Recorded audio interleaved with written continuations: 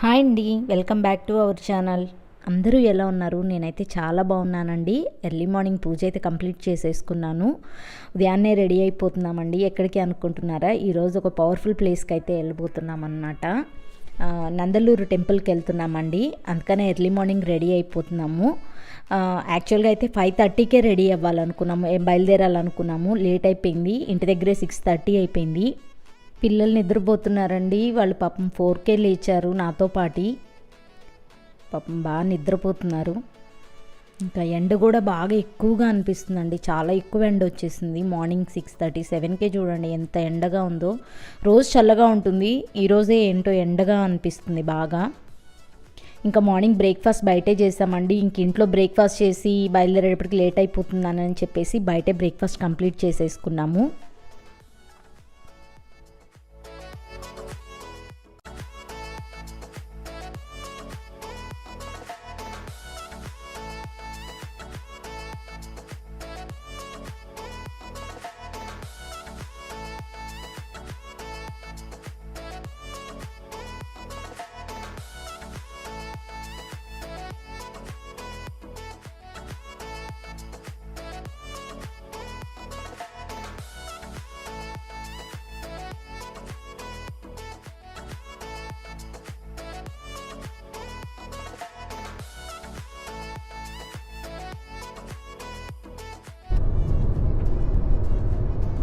లక్కీగా అడిగి నిద్ర వస్తుంది బాగా.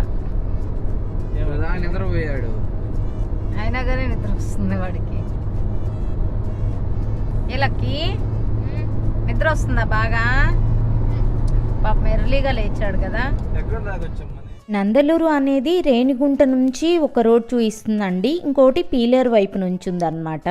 మేము రేణిగుంట వైపు నుంచి వెళ్తున్నాము. మేము ఆల్రెడీ గూగుల్ మ్యాప్ పెట్టుకునే ఉన్నాము, కానీ ఎందుకైనా మంచిదిలేనని అక్కడ ఒక అతన్ని అయితే మేము అడిగామన్నమాట. అతను ఏం చెప్పాడంటే వేరే రూట్ చెప్పాడు. అయినా సరే కొంచెం ముందుకెళ్ళేసి అక్కడ ఒక టీ స్టాల్ అతన్ని అడిగితే ఇది చెన్నై కంచి వెళ్ళే రూట్ అండి, ఇలా వెళ్ళకూడదు, ఇటువైపు వెళ్ళాలి అని చెప్పారనమాట. ఇంకప్పుడు అలా వెళ్ళాము. అదే దాని గురించే మాట్లాడుకున్నాము. ఆయన కనుక చెప్పినట్లు వెళ్ళున్నట్లయితే మేము ఆ కంచో చెన్నయ్యో వెళ్ళిపోయేవాళ్ళం అనమాట. ఇంకా పీలర్ వైపు ఉన్న రోడ్ ఏంటంటే చాలా అక్కడంతా అడవిలో వెళ్తున్నట్లు ఉంటుందంట. దట్టు ఘాట్స్ కూడా చాలా ఎక్కువ ఉంటాయంట. కొంచెం డేంజరస్ రూట్ అని చెప్పారు. మా వాళ్ళు ఇంకా అటు వెళ్దామని అంటే ఇంకా నేనే వద్దానని చెప్పేసాను అనమాట. ఇంకా నందలూరు వచ్చేసామండి. ఇలా ఆర్చ్ కూడా కనిపిస్తుంది. ఈ ఆర్చ్ నుంచి కొంచెం లోపలికి వెళ్ళాలన్నమాట. మనం కొంచెం లోపలికి వెళ్తే అక్కడ ఈ సోమనాథ స్వామి టెంపుల్ కనిపిస్తూ ఉంటుంది. చాలా ఓల్డ్ టెంపుల్ అండి ఇది. చోళుల కాలం నాటి టెంపుల్ అంట. ఆల్మోస్ట్ ఇది 11th సెంచరీ టెంపుల్ అంటండి. ఇది చాలా పవర్ఫుల్ టెంపుల్ అండి. ఇది మాకు తెలిసిన వాళ్ళు చెప్పారనమాట ఈ టెంపుల్ గురించి. అందుకని చాలా రోజుల నుంచి అనుకుంటున్నాం వెళ్దాం అని చెప్పేసి వెళ్ళలేకపోతున్నాము. సరే లక్కీగా ఇప్పుడు కుదిరిందనమాట వెళ్ళడానికి. అందుకని బయలుదేరేసి వెళ్ళిపోయామన్నమాట. మనకి టెంపుల్ బయటే ఇలా టెంకాయలు పువ్వులు అన్నీ ఇలా అమ్ముతూ ఉంటారండి. ఒకవేళ మనం తెచ్చుకున్నా ఓకే, లేదంటే టెంపుల్ దగ్గరైనా దొరుకుతూ ఉంటాయి అన్నమాట. మేము సాటర్డే వెళ్ళాం కదా, అది ఆ రోజు శనిత్రయోదశి కూడా అయిందనమాట.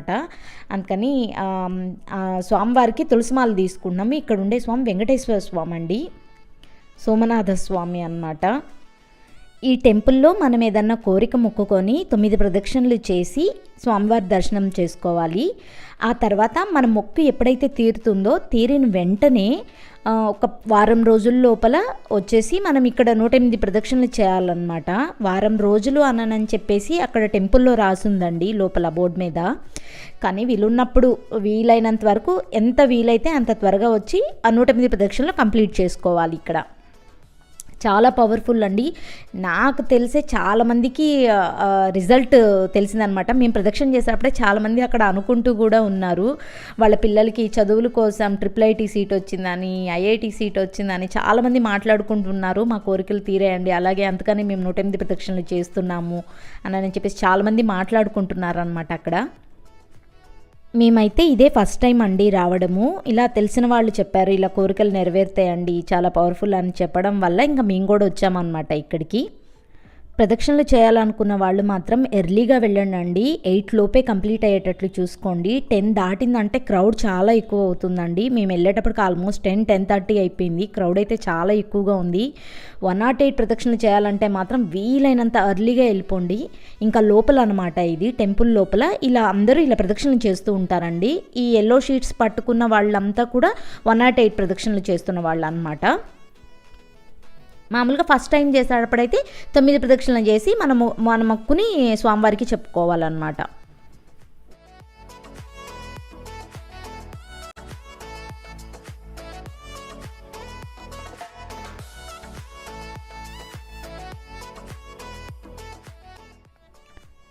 ఇక్కడ చూపిస్తున్న ఫిష్ ఉంది కదండి, అది ఎప్పుడైతే ఎగిరి వెళ్ళి ఇందాక కోనేరు చూపించాను కదా, ఆ కోనేటిలో మునుగుతుందో అప్పుడు కలియుగాంతం జరుగుతుందంట. ఇది టెంపుల్ లోపలండి. మనం ప్రదక్షిణ అవి చేస్తున్నాం కదా అక్కడ అన్నమాట. లోపల గర్భగుడిలో అయితే వీడియో ఏం తీయనిరండి. ఈ ప్రాంగణంలో పైన ఉంటుంది ఆ ఫిష్ అనేది. ఎప్పుడన్నా మీరు వెళ్ళినప్పుడు ఒకసారి చూడండి మీరు కూడా.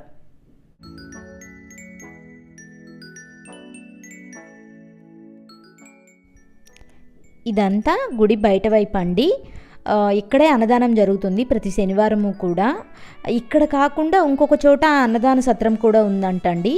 వీలైతే నేను అది కూడా చూపిస్తాను. లేట్ అవ్వదు అనుకుంటే మళ్ళీ ఇక్కడ నుంచి మనం ఒంటిమిట్ట కూడా వెళ్ళాలన్నమాట.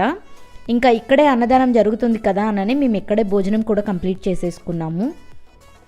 నందలూరు నుంచి ఒంటిమిట్ట 20 కిలోమీటర్స్ అండి, దగ్గరే కదా, ఒక 10 మినిట్స్లో వెళ్ళిపోతామని చెప్పేసి ఒంటిమిట్ట కూడా వెళ్తున్నాము. అక్కడ వాళ్ళు కొంతమంది ఏం చెప్పారంటే 12:30-1 వరకే ఉంటుంది, తర్వాత క్లోజ్ చేస్తారేమో అని చెప్పారు. సరే ఇంత దూరం వచ్చాం కదా ఒకసారి ట్రై చేద్దాము, చూద్దాము, ఓపెన్లో ఉంటే దర్శనం చేసుకొని వెళ్దాము అని చెప్పేసి వచ్చాము. అదృష్టం కొద్దీ ఎలాగో ఓపెన్ చేసే ఉందండి టెంపుల్. హనుమంతుడు లేని ఒకే ఒక ఆలయం అండి ఈ కోదండరామస్వామి ఆలయం అనేది. దీనిని ఏకశిలానగరం అని కూడా అంటారు. ఎందుకంటే పూర్వంలో ఋషులు మునులు యాగాలు చేసినప్పుడు రాక్షసులు వచ్చి వాటిని నాశనం చేస్తూ ఉండేవాళ్ళంట. అప్పుడు సీతారామ లక్ష్మణులు వచ్చి రాక్షసుల్ని సంహరించడం వల్ల వాళ్ళు ఒకే శిల మీద సీతారామ లక్ష్మణ విగ్రహాలు చెక్కించి ప్రతిష్ఠించారని అంటారు. అందువలన ఒకే శిల మీద ఉన్నారు కాబట్టి ఏకశిలానగరం అంటారు. ఇంకొక కథనం ఏంటంటే, ఒంటుడు మిట్టడు అనే 2 దొంగలు ఉండేవాళ్ళు. వాళ్ళు దారి దోపిడీ చేసినప్పుడు ఆ బంగారం అంతా దోచుకొని వాళ్ళ దగ్గర అది ఒక కొండ గుహలో దాచిపెట్టేవాళ్ళు. అప్పుడు సీతారామ లక్ష్మణులు వచ్చి వారిని అలా చేయకూడదు, కొంచెం మంచిగా బ్రతకండి అని చెప్పినప్పుడు వాళ్ళు ఆ దొంగతనాలు మానేసేసి ఇంకా సీతారామ లక్ష్మణుల్ని పూజించుకుంటూ ఉండేవాళ్ళంట. అందుకని ఒంటిమిట్ట అనే పేరు వచ్చింది అని కొన్ని కథనాలు అన్నమాట. ఆంధ్ర మహాభాగవతాన్ని రచించిన బమ్మెరపూతన కూడా ఇక్కడ నివసించాడు అని కొంతమంది చెప్తుంటారంట. ప్రతి పౌర్ణమికి కూడా ఇక్కడ కళ్యాణం జరుగుతుందండి సీతారాముల వారికి.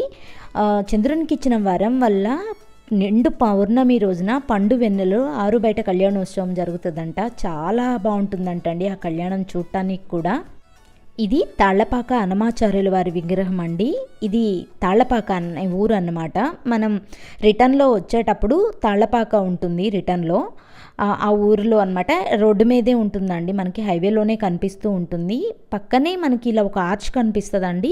ఈ ఆర్చ్ నుంచి కొంచెం ముందుకెళ్తే ఒక 4 to 5 కిలోమీటర్స్ లోపలికి వెళ్తే కనుక అన్నమాచార్యులు వారు నివసించిన ఊరు అనేది ఉంటుందంట. మనకి అప్పుడు క్లోజింగ్ టైం అవుతుంది, టెంపుల్స్ అన్నీ క్లోజ్ అయిపోయి ఉంటాయి అని చెప్పేసి వెళ్ళలేకపోయాము లోపలికి. తర్వాత తిరుపతిలో ఉన్న కపిల తీర్థంకి వచ్చామండి. యాక్చువల్గా మేము వెళ్ళాలనుకున్న టెంపుల్ వేరండి, వచ్చిన టెంపుల్ వేరు. మేము అల్పూర్ దగ్గర ఉన్న మోడల్ టెంపుల్ ఉంది కదా వెంకటేశ్వర స్వామిది, దానికి వెళ్దాం అనుకున్నాం. ఎప్పుడు చూడలేదు కదా, ఒకసారి చూద్దామని చెప్పి. కానీ అది రూట్ గందరగోళం అయిపోయిందనమాట. మాకు వే అర్థం కాలేదు ఎలా వెళ్ళాలి అని చెప్పి. డైరెక్ట్గా వచ్చేసేటప్పటికి కపిల తీర్థం కపిలేశ్వర స్వామి ఆలయం అని కనిపించింది. ఇంకా అక్కడ ఆగిపోయామన్నమాట. సరే ఇంక ఇక్కడ దర్శనం చేసుకుందాంలే అని చెప్పేసి ఇంక ఇక్కడ ఆగిపోయాము. అలా ఈ టెంపుల్కి వచ్చామన్నమాట మేము. దట్టు ఈరోజు శనిత్రయోదశి అండి. హ్యాపీగా శివ దర్శనం కూడా చేసుకున్నాము. అలాగే శనిదేవుడి దగ్గర కూడా పూజ చేయించుకొని పిల్లల చేత కూడా నువ్వుల నూనె దీపం పెట్టించామండి. ఇంకా ఈ రోజు మొత్తం ఇలా టెంపుల్స్లో గడపడం నిజంగా చాలా హ్యాపీగా అనిపించిందండి మాకైతే. ఈ టెంపుల్స్ గురించి నాకు తెలిసిన కొంత ఇన్ఫర్మేషన్ నేను మీతో షేర్ చేసుకున్నానండి. ఏదన్నా మిస్టేక్ ఏదన్నా ఉంటే మాత్రం నాకు కామెంట్ చేయండి. అలాగే ఏదన్నా తప్పులు ఏదన్నా చెప్పుంటే మాత్రం క్షమించండి. టెంపుల్లో దర్శనం అయ్యేటప్పటికి చాలా లేట్ అయిపోయిందండి. అక్కడ జనాలు చాలా ఎక్కువగా ఉన్నారు ఈరోజు. ఇంకా రిటర్న్లో ఇంటికి వచ్చేసేటప్పుడు బయటే డిన్నర్ కూడా కంప్లీట్ చేసేసుకున్నామండి. చాలా లేట్ అయిపోయిందనమాట, అందుకని బయటే తినేసేసాము. ఈ వీడియో మీకు నచ్చితే మాత్రం లైక్ చేయండి, షేర్ చేయండి. అలాగే మన ఛానల్ని ఇంకా ఎవరైనా సబ్స్క్రైబ్ చేయకపోతే ప్లీజ్ తప్పకుండా సబ్స్క్రైబ్ చేయండి. Thank you for watching.